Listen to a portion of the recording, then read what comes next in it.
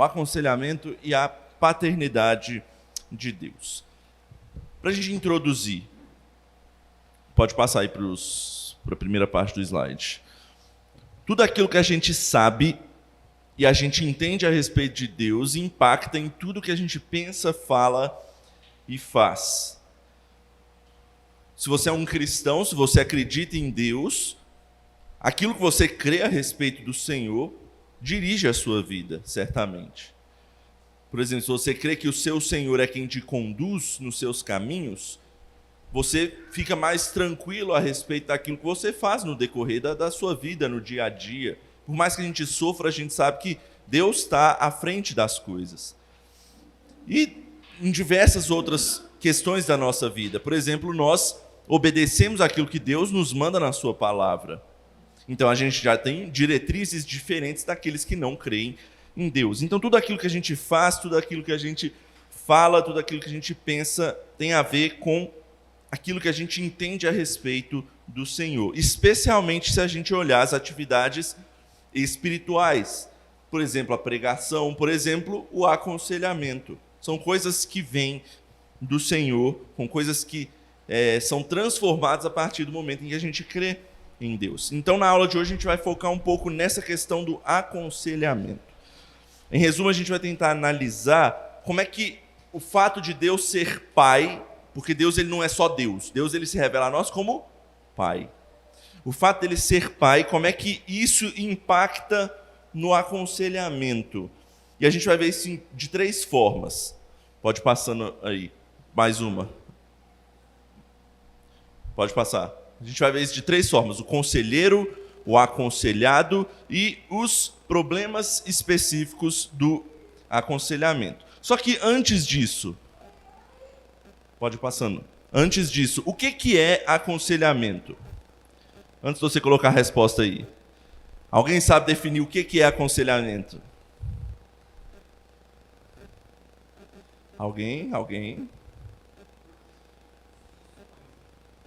Instruções? Acompanhamento?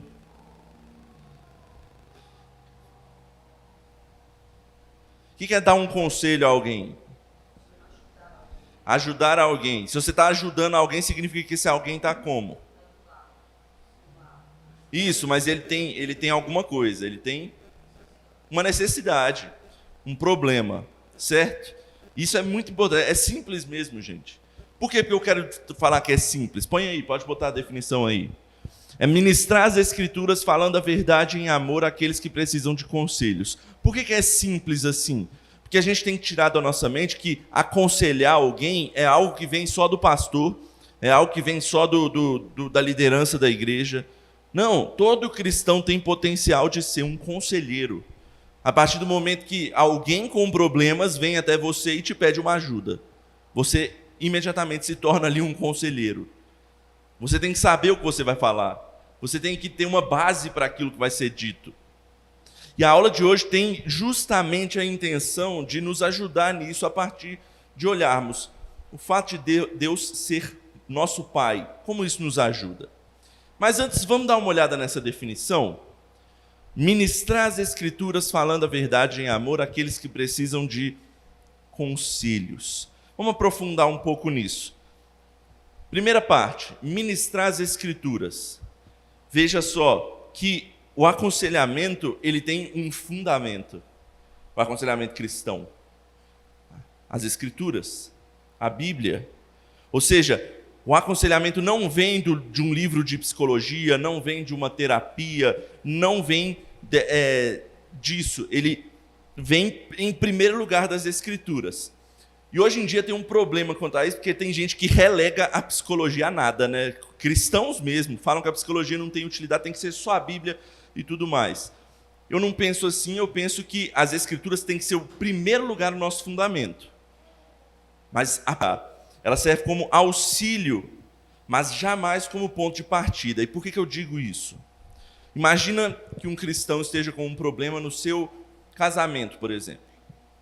E ele queira ser aconselhado, ele está sofrendo por algum motivo e ele queira ser tratado. Então ele vai simplesmente a um psicólogo. Só que esse psicólogo ele não é cristão, por exemplo. Ou seja, o seu fundamento, o fundamento daquele psicólogo para tratar o casamento daquela pessoa, não tem pressupostos bíblicos. Ele entende casamento de uma forma diferente como a Bíblia entende. Isso vai causar atrito, isso vai causar problema. Por isso que a gente tem que entender que, em primeiro lugar, vem a Bíblia. Então, se você tiver com algum problema, você pode usar a psicologia? Pode, mas desde que você saiba que há um fundamento principal, que é a palavra de Deus. Então, para cristão é melhor, procure um psicólogo cristão. Ou, obviamente, procure a igreja, procure irmãos sábios que possam te aconselhar, que é justamente a segunda coisa que a gente vai ver aqui. Volta lá na definição.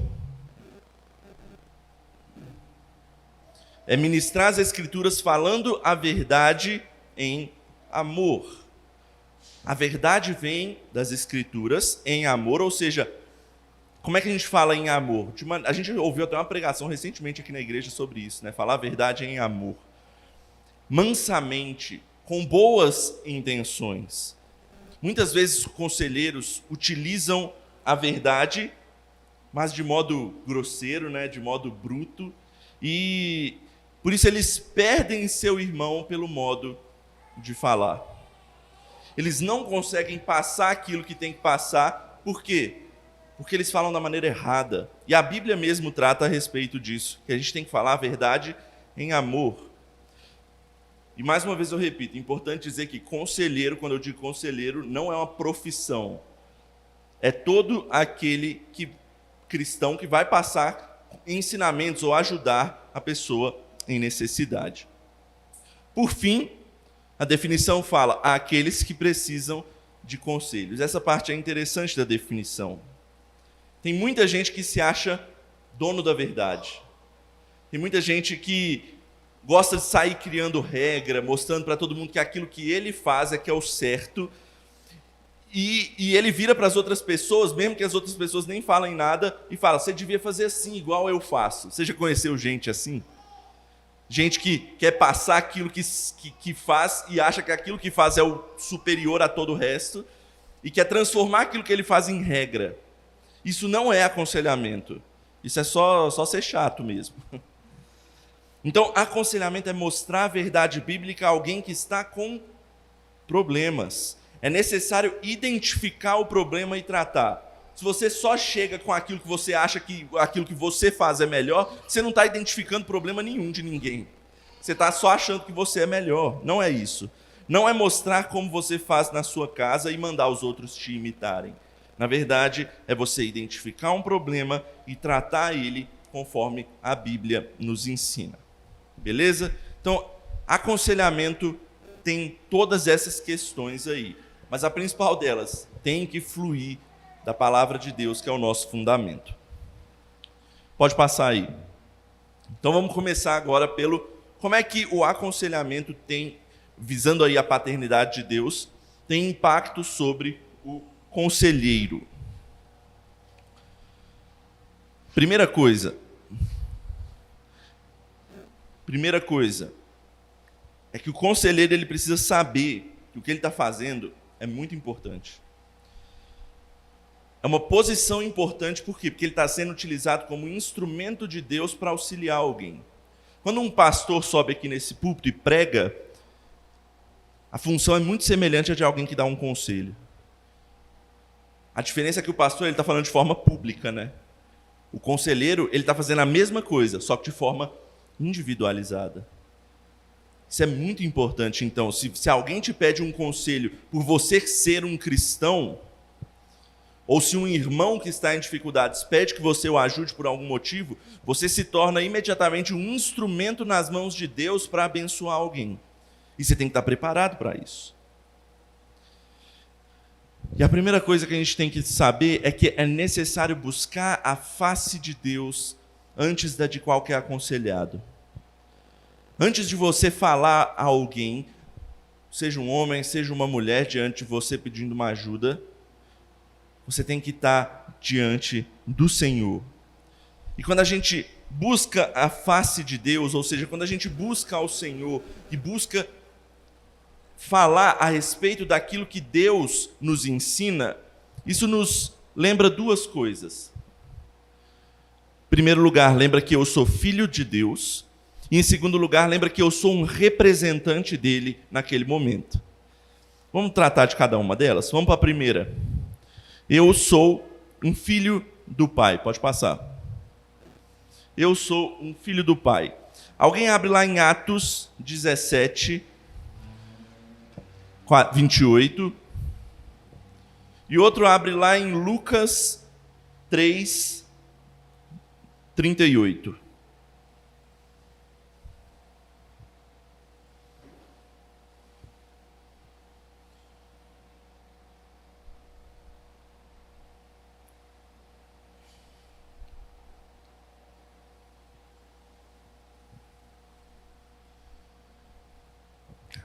Quem achou aí pode ler, Atos 17, 28.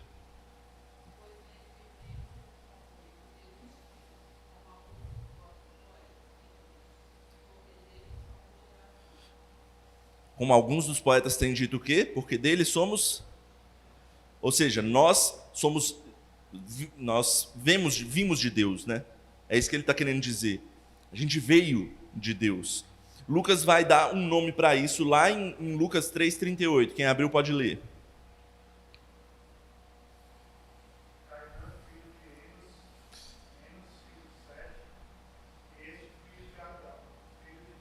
Adão era filho de Deus. Então, qual é o sentido que eu quero trazer para vocês aí? Inclusive, aula passada, antes do Rafael dar aula, eu até falei sobre isso, né? Todo mundo é filho de Deus em que sentido? Pela criação. Todos nós somos gerados por Deus, somos criados por Deus. Nesse sentido, todo mundo é filho de Deus. E no aconselhamento, quando a gente lembra disso, a gente vê que todos são imagem e semelhança de Deus. Não há diferença. Então, se você está levando um conselho a alguém, uma ajuda a alguém, você tem que ter em mente que você está na mesma posição que ela. O sofrimento que ela está tendo, você também poderia ter. Por quê? Porque todos nós somos iguais. Todos nós somos filhos de Deus no sentido de que Ele nos criou de forma igual, em imagem e semelhança de Deus. Por mais que uma vida esteja em sofrimento, esteja acabada, destruída por algum motivo, Ele é um semelhante a você. Isso é muito bom para a gente tratar sobre temas que estão em alta hoje em dia, né? Racismo, as várias e várias fobias que existem aí. Tem muito cristão que não quer tratar pessoas que têm um pensamento diferente do dele.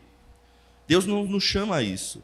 Deus nos chama para aconselhar, para ajudar, independentemente daquilo que aquela pessoa nos chama. Por quê? Porque todos são imagem e semelhança de Deus. Obviamente, a gente tem uma mensagem. A gente tem uma mensagem que provém da palavra, que provém do Evangelho.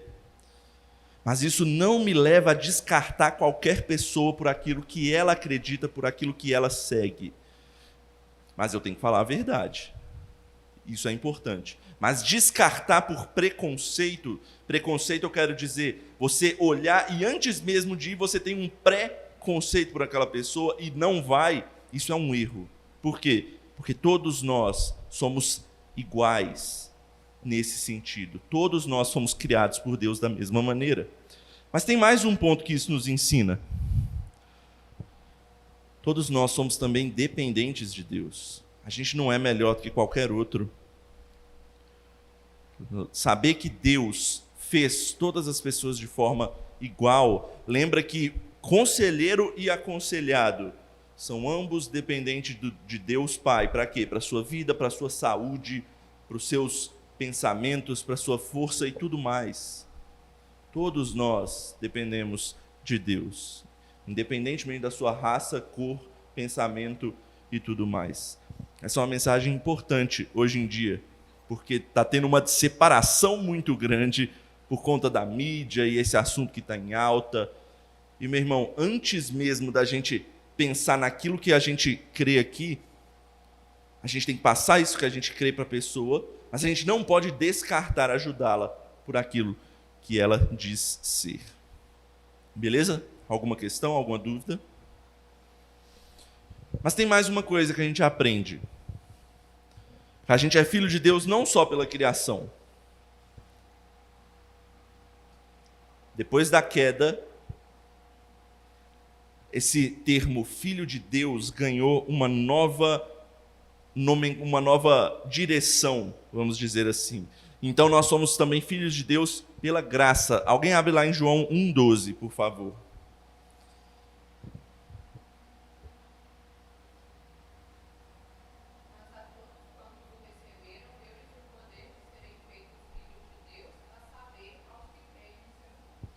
Quem é filho de Deus aí nesse texto? A saber, os que creem em seu nome. Opa, restringiu. Não é todo mundo mais que é filho de Deus agora. Isso é importante. Nem todo mundo é filho de Deus, nesse sentido. Quem é filho de Deus? Todo aquele que crê no nome de quem? De Jesus Cristo. Isso é muito importante, porque agora houve uma separação. Isso vai nos ensinar duas coisas no aconselhamento também. A primeira, que a gente tem que ter uma atitude familiar no aconselhamento. Como assim? No aconselhamento, o conselheiro ele não deve olhar para o seu aconselhado com uma atitude profissional dentro da igreja, né? Porque agora a gente restringiu aqueles que creem em Jesus, tá? Então, se alguém te pediu uma ajuda na igreja, você não tem que olhar para a igreja, para aquela pessoa que te pediu ajuda como, eu estou superior a ela, já que ela pediu uma ajuda a mim, né? Não. Nós somos uma família na fé. Todos nós somos crentes, todos nós somos cristãos.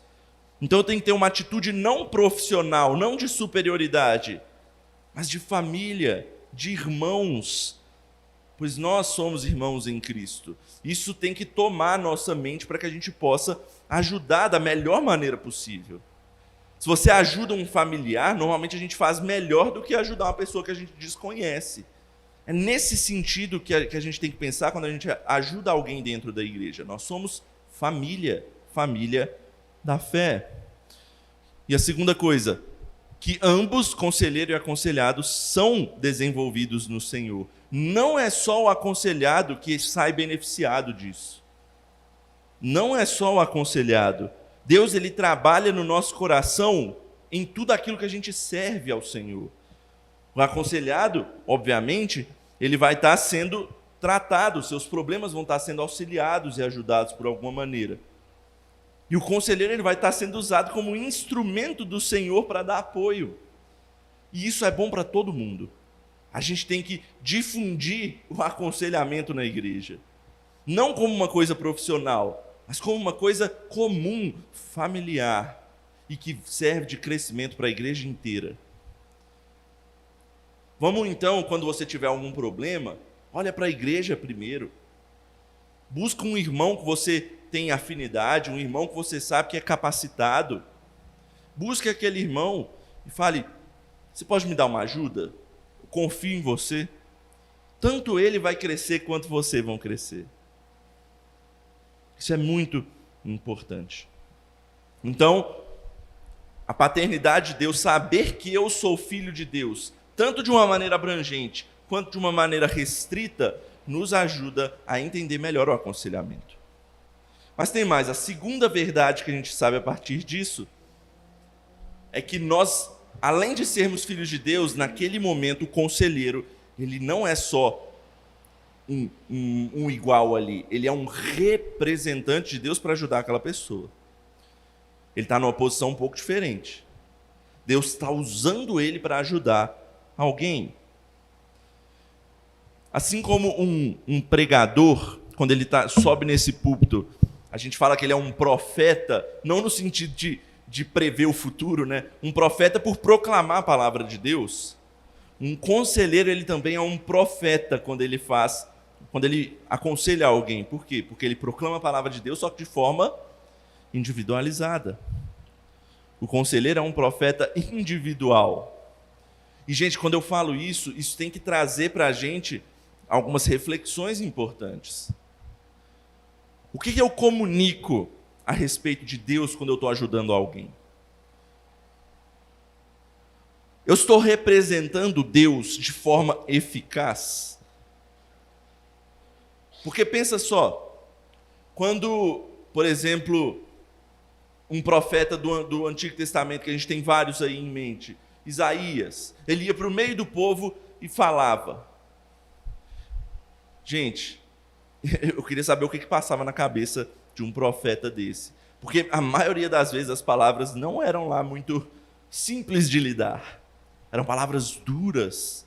Ele tinha que falar a verdade. Então, a primeira coisa que tinha que estar na mente dele era: será que eu estou comunicando a respeito de Deus de maneira fiel? E será que eu estou fazendo isso eficazmente? Eu estou servindo de ajuda? Isso não leva às próximas perguntas. O que eu aconselhado a pessoa que está me ouvindo pensa de Deus quando me vê?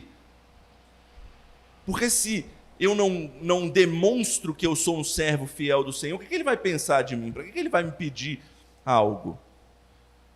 Eu sou empático, eu sou frio na hora de falar. E por fim, eu estou atrapalhando ou eu estou ajudando? E nesse sentido eu estou atrapalhando a obra do Senhor ou eu estou ajudando o meu irmão a seguir melhor ao Senhor? Todos nós temos que aconselhar, mas quando a gente aconselha, quando a gente ajuda alguém, a gente tem que ter isso aí em mente. Eu estou representando o Senhor para ajudar alguém. Lembrar a paternidade de Deus devia nos fazer conselheiros mais amorosos, mais simpáticos, mais dependentes do Senhor e mais parecidos com Ele também. Até aí, alguma dúvida? Algo a acrescentar? Então, segunda parte. O impacto sobre o aconselhado. Impacto sobre o aconselhado. A maioria dos problemas de... Pode ir mais um. A maioria dos problemas do aconselhamento, eles são em grande parte causados por ignorância, erro ou esquecimento de Deus. Ou seja, a maioria dos problemas que a gente tem nessa vida, cristãos, falando especificamente de cristãos, é por não lembrarmos ou por ignorarmos aquilo que Deus diz que requer de nós. E aí os problemas não se resolvem porque a gente deixa Deus para lá e muitas vezes se agravam porque a gente deixa Deus de lado. Porque Deus nos ensina, Deus nos instrui, Deus nos dá o caminho que a gente deve seguir, mas a gente muitas vezes prefere olhar para o nosso caminho, para aquilo que nós desejamos. E quando a gente deixa Deus de lado, é problema. Então a maioria dos problemas de uma pessoa que precisa de aconselhamento tem a ver com o que aquela pessoa entende sobre Deus. E é isso que a gente precisa ver. Pode passar. É importante a gente analisar duas coisas. O que você conhece a respeito de Deus? E nisso eu quero tratar de uma atitude mais intelectual, mas o que você sabe? O que você entende de Deus? Como é que você vê Deus? Quais são os tópicos aí que você lembra a respeito do Senhor que fala na palavra de Deus? E na segunda pergunta, você conhece o Pai? Aí eu quero tratar de fé. Não é só conhecimento, é de fé. Então vamos olhar as duas coisas. Primeiro, o que você conhece a respeito do Pai? Pode passar. O que você conhece a respeito do Pai? Eu vou trazer aqui 3 concepções erradas que pessoas têm a respeito de Deus Pai. A primeira delas, a concepção de que o Pai é alguém duro. Você já deve ter ouvido falar, né? O Deus do Antigo Testamento é um Deus muito duro, um Deus até sanguinário. Aí vem o Novo Testamento com Jesus, que é um Deus manso, humilde. Não, meu irmão, a gente está estudando Trindade. E a gente sabe que Trindade é um Deus só. Apesar de que ele se divide em 3 pessoas que têm as suas especificações. Pai, Filho e Espírito Santo. Mas é um Deus só. E esse mesmo Deus, ele tem as mesmas características, as mesmas substâncias. mesma forma de agir. Ele é um Deus. Então, o que você conhece a respeito de Deus? A concepção de que ele é duro demais. Muitas pessoas, em meio a sofrimentos, elas concluem, ao olhar para as suas dores, ao olhar para os seus sofrimentos, que Deus não se importa, ou que, pelo menos, não se importa com elas, né? Se importa com o resto do mundo. Ajudou tal pessoa, que cara nem é crente e foi ajudado, mas Deus não se importa comigo, não. Estou aqui sofrendo. É como se a pessoa dissesse: se Deus é amor, por que eu estou sofrendo? Se Deus diz que me ama, por que está acontecendo isso na minha vida? E por isso acham que Deus não olha para ela, que Deus é cruel, que Deus é até vingativo. Ou pior, quando o exemplo dentro de casa é de um pai violento, é de um pai péssimo. Quando o exemplo dentro de casa é esse, a pessoa às vezes transfere esse sentimento para a paternidade de Deus. Esse é um entendimento errôneo a respeito do Senhor. A gente, primeiro, não pode transferir aquilo que homens fazem para aquilo que Deus é. Isso é completamente separado. Homens são pecadores, Deus não. Então, essa é a primeira concepção errada. A segunda concepção errada que a gente tem de pai como indulgente. O que é indulgente? Quem sabe? A palavrinha difícil. Indulgente é aquela pessoa que tem disposição de perdoar, de favorecer de forma liberal. Pessoa que perdoa, que favorece e tudo mais. E aí pessoas sabem que Deus é um Deus perdoador, é um Deus que abençoa, só que eles levam isso de uma forma errada, de uma forma exagerada. Que Deus é aquele que nos perdoa e nos abençoa incondicionalmente. Ele dá tudo que eu quero. Ele faz aquilo que eu preciso e é obrigação dele fazer. Você já viu gente assim? Gente que olha e ora e fala: não, Deus, eu determino que o Senhor me abençoe nisso. Não é dever de Deus abençoar a humanidade. Não é dever de Deus. Ele faz por graça, por amor. Mas não é um dever de Deus. Muitas vezes esse entendimento errôneo está associado também à paternidade de Deus. Por quê? Porque pessoas olham para os seus pais, e muitas vezes pais que mimam seus filhos, mimam no sentido de dar tudo aquilo que eles querem, mimam no sentido de não corrigir quando eles erram. E então eles têm um entendimento muitas vezes de que Deus também é assim, que Deus deve dar para eles, que Deus deve fazer algo por eles. Deus não é devedor a nós, nós é que somos devedores ao Senhor. Esse é um segundo entendimento muito errado a respeito da paternidade de Deus. E uma terceira concepção errada é de que Deus ele é distante e não se envolve. Esse é um pensamento, tem uma corrente teológica aí chamada deísmo, de que Deus criou o mundo. O que ele fez depois que ele criou o mundo? Ele deu corda. Sabe aqueles brinquedinhos que você dá corda e solta assim e ele faz as coisas? Então, tem muita gente que crê nisso, né? Que Deus criou o mundo, deu corda no mundo, tirou férias. O descanso lá é tirar férias. O sétimo dia descansou, tirou férias, deixou o mundo para lá. Não. Deus não é um Deus distante, um Deus que não se envolve. Ele cuida do mundo, ele está à frente, ele dirige todas as coisas. E muitas pessoas têm um pensamento errôneo desse também por causa de questões paternais.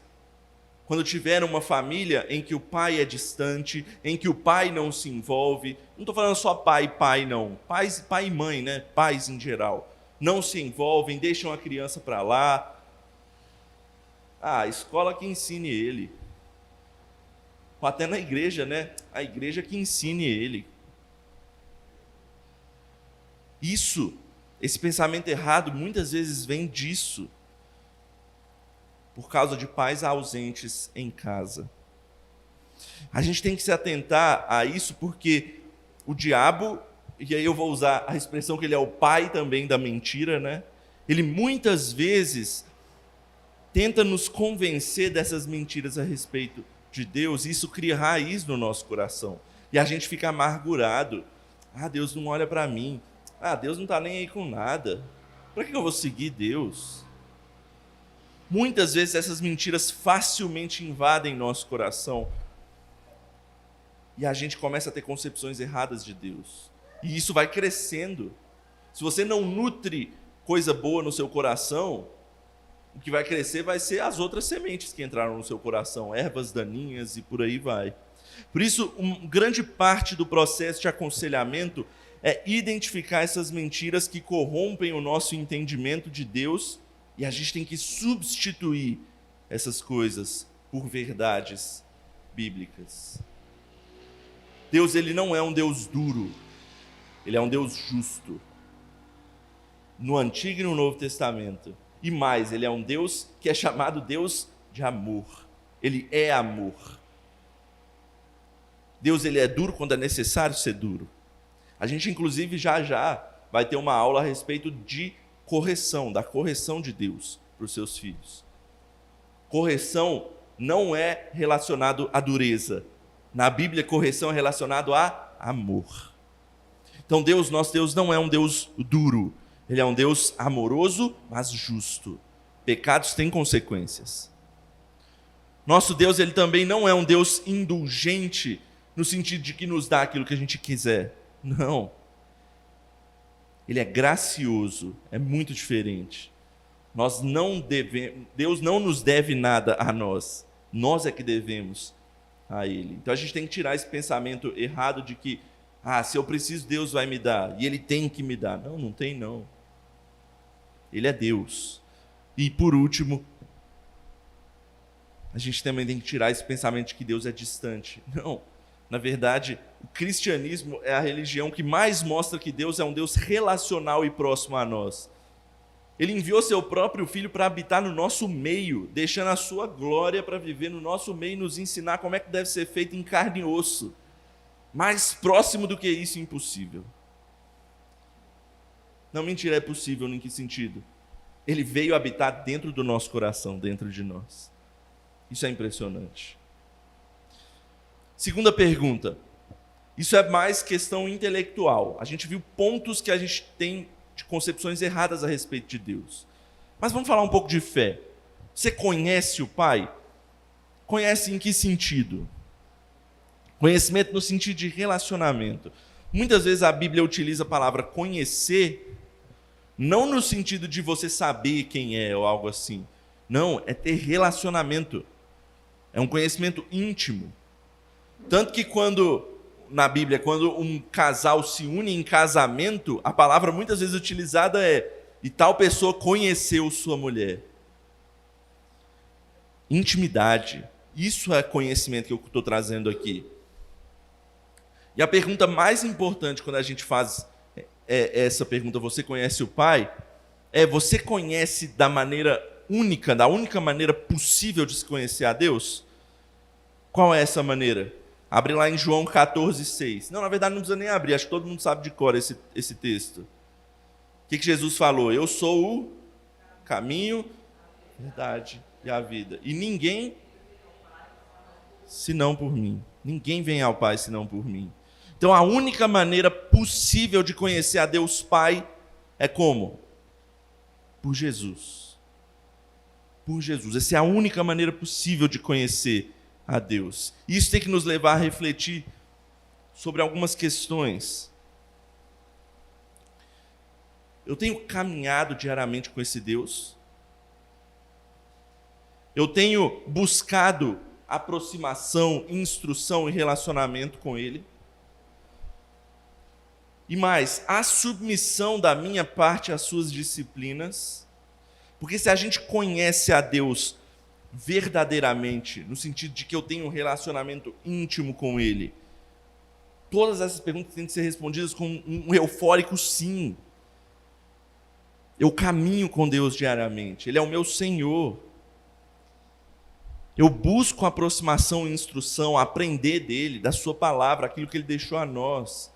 E quando ele me corrige, eu me submeto às suas correções. Eu me submeto àquilo que ele faz comigo. Por quê? Porque é para o meu bem. Então, quando a gente diz que conhece ao Senhor, e no aconselhamento isso é importante, o aconselhado, ele tem que se submeter àquilo que Deus está trazendo para ele. E muitas vezes um conselheiro é um instrumento de Deus para que ele trilhe o caminho correto mais uma vez, para que ele dê meia volta e volte para o lugar correto. Então o aconselhado tem que ter isso em mente. Quando você tiver com algum problema e buscar alguém para te ajudar, tenha isso em mente. Eu preciso estar em relacionamento com Deus. Eu preciso ter fé no Senhor. E a partir do momento em que Ele me corrigir e que Ele mandar alguém para me ajudar, eu preciso me submeter não àquela pessoa, mas à instrução que aquela pessoa vai dar a partir da palavra de Deus. Beleza, esse era o impacto sobre a vida do aconselhado. E agora a gente vai olhar a última parte, o impacto nos problemas de aconselhamento. A gente já viu então um papel significativo da paternidade de Deus no conselheiro, sobre a aproximação do conselheiro, com o aconselhado. E também já vimos os problemas específicos com o aconselhado, aquilo que ele precisa ter em mente, do relacionamento que ele precisa ter com o Senhor e com a submissão que ele precisa ter à palavra de Deus. E agora a gente vai ver como os atributos paternais de Deus nos ajudam, em especial, em situações do dia a dia, dos problemas que a gente tem. Eu vou dar alguns exemplos mais para frente. Só tem uma observação, pode passar. Pode passar. Primeira pergunta, em resumo, o que a gente quer responder? Quais atributos paternais são de ajuda especial e em que situações para nós? E aí uma observação importante. Toda a trindade se envolve no aconselhamento. Aqui a gente está focando principalmente no aspecto do pai, tá? Como é que saber que Deus é nosso pai nos ajuda? Então eu estou focando nisso nessa aula, mas a gente tem que saber que a trindade, de uma maneira geral, sim, nos ensina de várias formas no aconselhamento. Mas aqui a gente vai focar na paternidade de Deus. Então vamos lá. Alguns problemas e auxílios que Deus pode nos dar. Coloca o primeiro aí. Luto. Esse é um problema que acompanha e todo mundo passa e vai passar em algum momento. A morte entrou nesse mundo. Em algum momento alguém próximo a você, pode vir a falecer. E não é algo fácil de passar. Não é algo fácil de passar. Aqueles que perderam pessoas queridas, o conselheiro tem o privilégio de apresentar a Deus o Pai. Como? Abra a sua Bíblia lá em 2 Coríntios 1, versículos 3 e 4.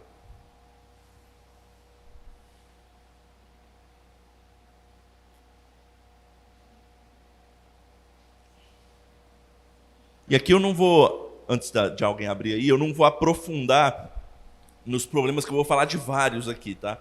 Eu não vou aprofundar, vou dar pinceladas a partir de cada um deles, de como a paternidade de Deus pode nos ajudar. No luto, veja lá, 2 Coríntios 1, 3 e 4, alguém lê para nós.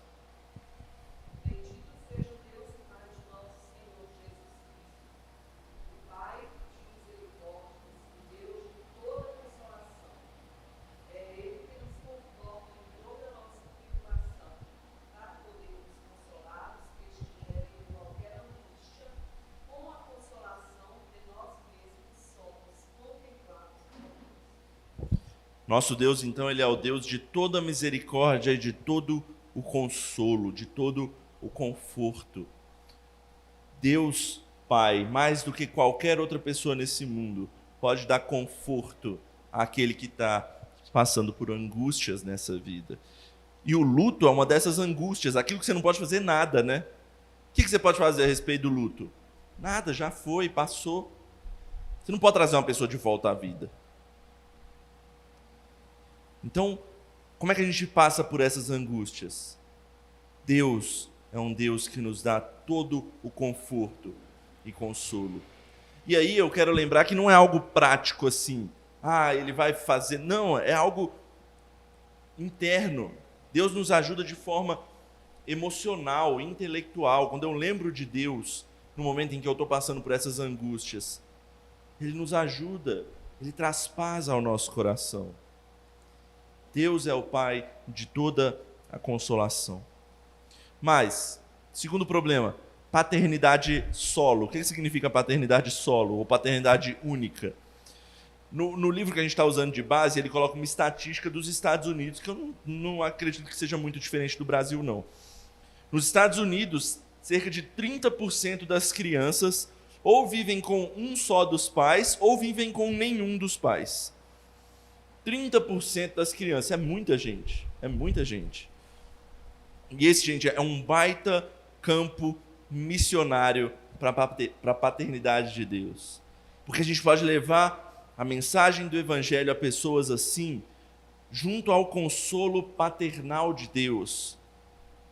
Tanto aos pais que são solitários, quanto às crianças que são solitárias. Deus, Ele é Pai. E se alguém tem ausência de um pai ou mãe em casa, Deus, Ele é quem supre essa necessidade. E Ele supre até quando forem pai e mãe fora de casa. Porque Ele é o Deus dos órfãos, Ele é o Deus das viúvas. É o que a Bíblia diz abertamente. Então a paternidade de Deus, Ele é um consolo para nós, porque Ele abrange toda essa questão. E nós somos abençoados e nós temos essa oportunidade de pregar a palavra àqueles que necessitam disso. Mas, pobreza. Em um tempo longo de desemprego, a gente pode ajudar pessoas a se lembrarem que Deus Pai conhece as nossas necessidades antes de pedirmos. Qual foi o texto que a gente leu hoje mais cedo? Eu gosto do nome dele, a ansiosa solicitude pela vida. A gente se preocupa demais pelas coisas da vida. Aquilo que eu vou me vestir. O que eu vou fazer amanhã? Imagina alguém que está em pobreza. Ele não pensa naquilo que ele vai se vestir. Ele pensa, o que eu vou comer amanhã? Como é que eu vou comprar comida para o meu filho? A situação pesada, difícil. E Deus, Ele nos lembra de que Ele é um Pai que conhece todas as nossas necessidades, antes mesmo de que a gente as peça. Tem algumas histórias bonitas na história da igreja que eu acho muito interessantes. Teve, certa vez, um missionário que ele cuidava de um orfanato e não tinha comida naquele dia para as crianças. O que ele fez? Ele arrumou a mesa, botou os pratos no lugar, desceu as crianças e as pessoas que estavam ajudando ele falaram assim, cara, mas não tem nada. O que a gente vai fazer? Aí ele falou, a gente vai orar. Botou as crianças, sentou todo mundo e orou. Durante a oração, um caminhão, sei lá, um carro, uma carroça, porque eu acho que era no tempo antigo, né? Quebrou do lado do orfanato. E um caminhão estava levando coisas para uma padaria, pão, leite, um trem assim. O padeiro, então, bateu na porta do orfanato e falou, olha, eu vou perder tudo isso aqui, porque o carro quebrou, não vou conseguir levar para lá. Você quer ficar aí e trazer para o seu orfanato? No mesmo dia. É um milagre, certamente. Isso não acontece todo dia. Mas Deus, Ele cuida do seu povo em todas as suas necessidades. Deus, Ele promete providenciar aos seus filhos as suas necessidades, aquilo que eles precisam. E a nossa oração diária, como Jesus mesmo nos ensinou, é o pão nosso de cada dia nos dá hoje. Deus Pai, Ele nos abençoa com essas coisas. A gente pode ficar tranquilo. Tranquilo no sentido de, não preguiçoso, né? Não é tranquilo nesse sentido. A gente tem que correr atrás. Mas, obviamente, quando a gente corre atrás, Deus, Ele é um Deus que promete nos abençoar. Próximo. Abuso. Deixa eu ver que horas são. Tá, dá tempo. Abuso. Apesar de parecer contraintuitivo apontar um filho abusado a outro pai, né? É aqui que a teologia e o ensinamento bíblico podem servir para mostrar o quão diferente o nosso Pai Celestial é de qualquer outro. Deus, ele jamais abusa os seus filhos. A Bíblia diz até mais, a Bíblia diz que Deus não tenta os seus filhos. Deus, ele não é um Deus assim, jamais. E infelizmente esse mundo cheio de pecado, a gente tem pais que são dessa forma, abusadores de seus filhos. Isso é triste, isso é algo que é repugnante, pensar que um pai consegue abusar de seus próprios filhos. Mas a gente tem que ver que Deus, ele é um Deus completamente oposto, ele é um Deus perfeito, ele é o Pai perfeito, que ama, que salva, que abençoa os seus filhos. Próximo, correção. Quando um cristão está sendo corrigido, ele precisa de ajuda para entender que a mão amável de Deus, a mão amável do Pai, que está segurando a vara da correção, ela não é uma mão punidora. Ela é uma mão de amor para te trazer para o caminho correto. Quando um pai, ele corrige o seu filho com a vara, não é para machucar no sentido de você vai ficar com as marcas disso para você lembrar. Não, as marcas têm que vir para o coração. As marcas não têm que ficar expostas na pele, uma cicatriz. Não, isso aí é abuso. Não é isso. As marcas têm que ficar no coração da criança. Ela tem que saber, eu passei por um pouco de sofrimento porque eu fui por um caminho errado e era melhor que eu passasse por esse sofrimento para que eu pudesse me lembrar de que eu preciso vir para o caminho correto. Olha o que Deus fala lá em Hebreus capítulo 12, versículo 6. Alguém abre lá para nós. Hebreus 12, 6. A palavra na tradução é até forte, tá?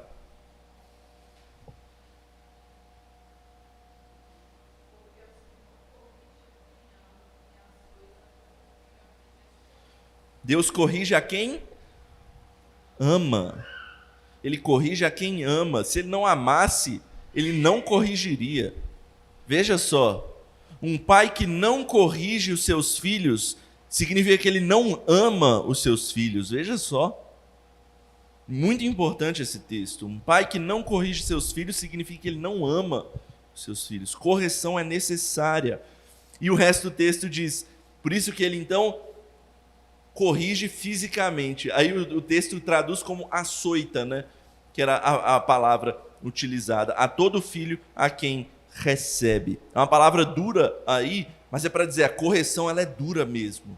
Mas ela é em amor, para trazer a pessoa de volta.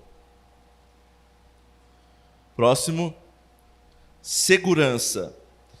Alguns cristãos, eles necessitam de segurança da sua salvação. Na verdade, todos nós, né? E muitas vezes isso é resultante de não conseguir apreender ou acreditar na paternidade amorosa de Deus. Eles deviam ser ensinados a orar pelo espírito de adoção. Nós somos filhos de Deus adotados, mas isso não quer dizer que nós somos piores. Isso quer dizer que Deus nos recebe e agora a gente pode clamar ao Senhor. Lembra do versículo? Abre lá em Romanos 8,15. O Yukias falou disso na última aula que ele deu. Romanos 8,15.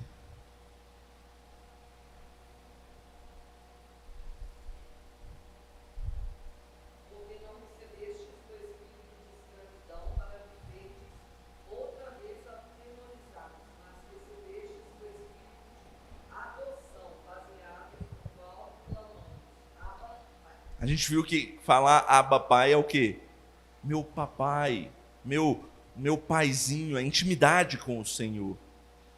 Então, quando nós somos feitos filhos de Deus, a gente tem essa intimidade com Deus. A gente pode chegar ao Senhor e clamar a Ele pelos nossos problemas. E tem muito crente que precisa ser relembrado disso. Você já tem o espírito da adoção que fala no texto. Você já é filho de Deus. Então confia. Então clama, você está seguro nas mãos dele. Clama ao Senhor. Confie nele. Isso é um ponto importante para o nosso aconselhamento. Muitas vezes a pessoa só precisa de ser incentivada a confiar naquilo que ela já tem, que é o Espírito de Deus nela. Próximo, ansiedade. Isso aqui tem tudo a ver com o texto que a gente leu mais cedo também. A gente tem diversas preocupações nesse mundo. A escola, as notas, os amigos, a faculdade, casamento, aluguel, filhos, casamento, saúde, pensão, herança e diversas mil coisas que a gente se preocupa nessa vida. Preocupação após preocupação. Mas a cada estágio dessa preocupação, o nosso Pai, ele entra e diz: não se preocupe, não andeis ansiosos. A gente leu isso mais cedo. Fique tranquilo. Ele não somente nos manda parar de sermos ansiosos, como se qualquer pessoa pudesse simplesmente parar isso ao ouvir, né? Para de ser ansioso. Beleza, parei. Não é isso que Deus está falando. Deus está nos mandando olhar para o seu Filho. Ele argumenta conosco em direção à paz, apontando, por exemplo, para as coisas criadas nesse mundo. Ele olha, você está vendo aquele lírio ali? Ninguém nunca se vestiu tão bem quanto ele. Você está vendo aquele passarinho ali? Se Deus cuida dele, imagina você que é filho de Deus. Jesus quem fala esse texto, está no Sermão do Monte, é como se ele estivesse dizendo para nós: seu Pai se importa com coisas tão pequenas, ele não vai se importar contigo que é um filho dele? Segurança, mais uma vez, contra a ansiedade.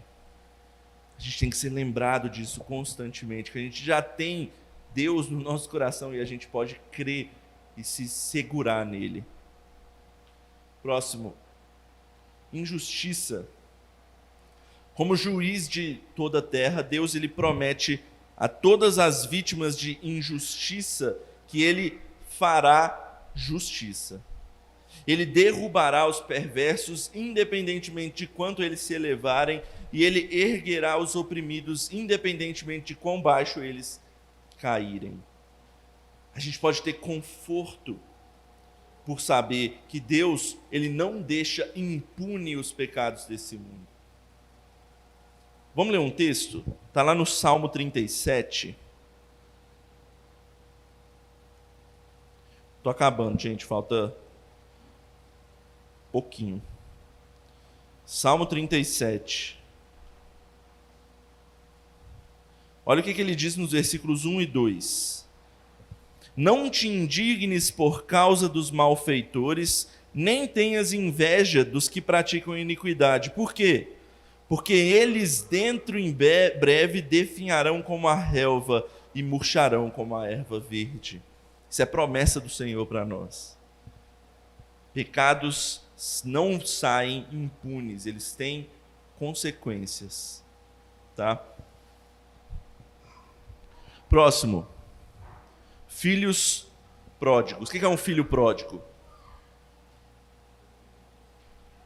Filho pródigo é um filho que... Pródigo, né? A palavra pródigo significa pessoa que esbanja muito, né? Pessoa que é um gastador, que faz mais do que é necessário. Gasta mais do que é necessário, algo assim. Então, cristãos precisam se lembrar de mostrar os filhos pródigos, ou seja, aqueles que são esbanjadores, de que esse é um entendimento errado. Mas que Deus ele tem um amor pródigo por nós. Essa palavra é interessante porque ela usada para as duas coisas. Qual o sentido de Deus ter um amor pródigo por nós? Um amor que é sem medidas, um amor que é esbanjador por nós, extravagante pelos seus filhos. Que Deus o Pai lhes mostrou quando eles eram rebeldes. Deus nos mostrou um amor exagerado, vamos dizer assim, enviando seu próprio filho para morrer no nosso lugar. Esse é o padrão do amor de Deus. A gente pode ser pródigo no nosso amor, mas jamais na nossa vida, como a história do filho pródigo conta, né? Amargura. Sobre o assunto do perdão, a gente pode ajudar a motivar as pessoas a perdoarem uns aos outros, chamando-os a considerarem o perdão do Pai por elas. De fato, nós podemos mostrar a elas que as nossas dívidas serão perdoadas por nosso Pai Celestial, somente se a gente perdoar as dívidas uns dos outros. Tá? Isso está lá em Mateus também, Mateus capítulo 6, um pouco antes do texto que a gente leu. O que está escrito lá? Mateus 6,14. Porque se perdoardes aos homens as suas ofensas, também o vosso Pai Celeste vos perdoará. E a última questão, disputa nas igrejas. Gente, dificuldade dentro da igreja pode acabar se tornando campo de batalha, fazer da igreja se tornar campo de batalha. E a paternidade de Deus nos lembra que cristãos em disputa geralmente não é, eles estão em disputa geralmente não é porque ele escolhe um lado ou outro, que time você está, mas ele tem que aprender a amar e a viver com seus irmãos e irmãs. Lá em casa, por exemplo, de vez em quando rolavam umas brigas, né? Entre quando a gente era criança, né? Entre os irmãos ali. Mas a gente vive na mesma casa. Não tem como eu ir para um canto ou ele ir para um canto e separar. A gente vai continuar se esbarrando ali. Por quê? Porque nós somos irmãos, nós somos família. Então Deus nos lembra constantemente que a gente também está nesse meio. Nós somos família, nós somos irmãos da fé. E por mais que às vezes tenha dificuldades, a gente tem que aprender a amar, a suportar e a aprender a viver juntos como irmãos. Então, para concluir, meus irmãos, a gente precisa se lembrar que esse assunto da paternidade de Deus, ele não é um assunto teórico só para estudantes e por aí vai, de seminário e pastores e tudo mais. A paternidade de Deus é uma verdade prática que oferece para nós várias opções de ajuda com os problemas múltiplos da vida. E ela é certamente muito mais efetiva do que um livro de autoajuda que a gente pode encontrar por aí. Então, para a gente melhorar, para a gente crescer, para a gente se desenvolver na vida cristã, vamos olhar para a paternidade de Deus, vamos olhar para aquilo que Deus nos ensina por Ele ser nosso Pai, e a gente vai aprender muito a respeito dele e de como nós devemos ser conduzidos nessa vida. Vamos orar? Se alguém tiver alguma dúvida, alguma questão, pode falar depois da oração. Senhor meu Deus, meu Pai, obrigado, Senhor, por essa aula, obrigado, Senhor, por esses ensinamentos que o Senhor nos traz na Tua Palavra, e que possamos, ó Deus, constantemente nos lembrar que o Senhor é o nosso Deus Pai. O Senhor nos ama com um amor de Pai. O Senhor cuida de nós. O Senhor nos sustenta, o Senhor não nos desampara. E quando necessário, o Senhor nos corrige para nos trazer de volta aos caminhos corretos. Que possamos, ó Deus, então, nos submeter ao Senhor como Deus Pai que o Senhor é por nós. E que isso possa nos fazer trilhar os caminhos até estarmos contigo eternamente. É o que nós oramos no nome de Jesus. Amém.